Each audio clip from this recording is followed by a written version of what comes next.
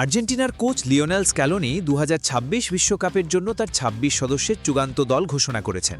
তবে এই দল থেকে বাদ পড়েছেন একঝাঁক বড় তারকা, যাদের মধ্যে ফ্রাঙ্কো মাস্তানতুয়ানো, আলেহান্দ্রো গার্নাচো এবং পাওলো দিবালা অন্যতম।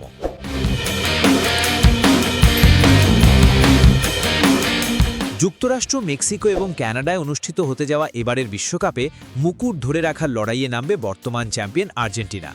স্বাভাবিকভাবেই টুর্নামেন্ট জয়ের অন্যতম ফেভারিট ভাবা হচ্ছে তাদের। আগামী 16ই জুন ভ্লাদিমির পেতকোভিচের আলজেরিয়ার বিপক্ষে ম্যাচ দিয়ে নিজেদের বিশ্বকাপ অভিযান শুরু করবে লা আলবিসেলেস্তেরা। এরপর যে গ্রুপে নিজেদের বাকি ম্যাচগুলিতে তারা মুখোমুখি হবে অস্ট্রিয়া এবং জর্ডানের। টুর্নামেন্ট শুরুর আগে স্ক্যালোনি বেশ আত্মবিশ্বাসী। চলতি মাসের শুরুতেই তিনি বলেছিলেন, আমরা ভালো অবস্থানে আছি এবং মাঠে নামার জন্য মুখিয়ে আছি। আমরা জানি যে বর্তমান চ্যাম্পিয়ন হওয়ার কারণে প্রতিপক্ষরা আমাদের বিরুদ্ধে ভিন্ন কৌশল নিয়ে মাঠে নামবে। 4 বছর আগে বিশ্বকাপ জেতা আর্জেন্টিনার দলে এবার বেশ কিছু চোখে পড়ার মতো পরিবর্তন এসেছে। 2022 সালের বিশ্বকাপজয়ী দলের 9 জন খেলোয়াড় এবার জায়গা পাননি। চলুন দেখে নিই কারা কারা বাদ পড়েছেন। Angel Di Maria, Paulo Dybala এবং জোয়াকিন কোরেয়ার পাশাপাশি এবার সাইডলাইনে বসে খেলা দেখতে হবে Franco Armani, German Pezzella, Marcos Acuña, Juan Foyth, Guido Rodriguez এবং আলেহান্দ্রো গোমেজকে।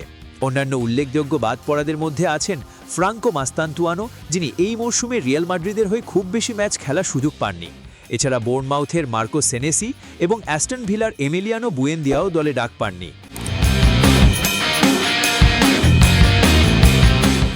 এদিকে লিওনেল মেসি এই গ্রীষ্মে তার 6ষ্ঠ এবং শেষ বিশ্বকাপে অংশ নিতে যাচ্ছেন। দলে তার সঙ্গে থাকছেন ইন্টার মায়ামির সহধর্মী রদ্রিগো দি পল। চলুন দেখে নিই 2026 বিশ্বকাপের জন্য আর্জেন্টিনার 26 সদস্যের পূর্ণাঙ্গ দল।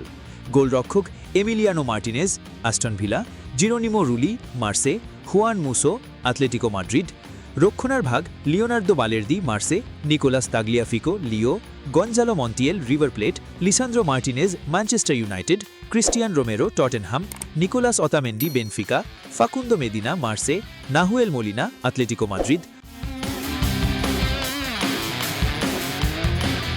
মধ্যমাঠ Leandro Paredes, Boca Juniors; Rodrigo De Paul, Inter Miami; Valentin Barco, Strasbourg; Giovani Lo Celso, Real Betis; Exequiel Palacios, Bayer Leverkusen; Enzo Fernandez, Chelsea; Alexis Mac Allister, Liverpool. আক্রমণ ভাগ Julian Alvarez, Atletico Madrid; Lionel Messi, Inter Miami; Nicolas Gonzalez, Atletico Madrid; Thiago Almada, Atletico Madrid; Giuliano Simeone, Atletico Madrid; Nico Paz, Como; Jose Manuel Lopez, Palmeiras; Lautaro Martinez, Inter Milan.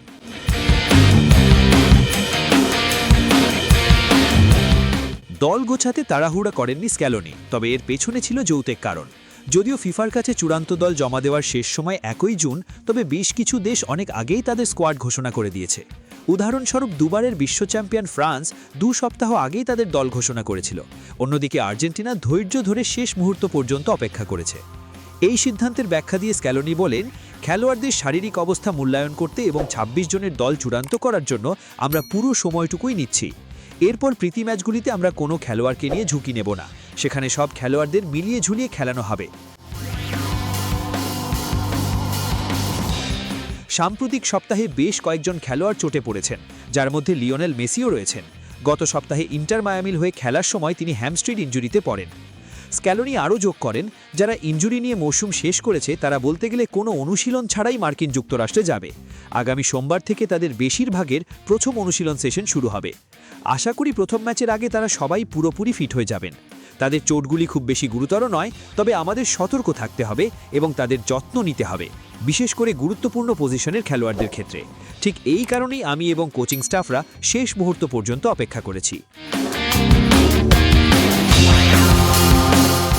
আপনার কি মনে হয় এই Argentina দল কেমন হলো? মাস্তানতুয়ানোকে কি বাদ দিয়ে ভুল করলেন কোচ? কমেন্ট বক্সে জানাতে পারেন আপনার পর্যবেক্ষণ। লাইক এবং সাবস্ক্রাইব করুন স্পোর্টস বাংলা আপডেট। ধন্যবাদ।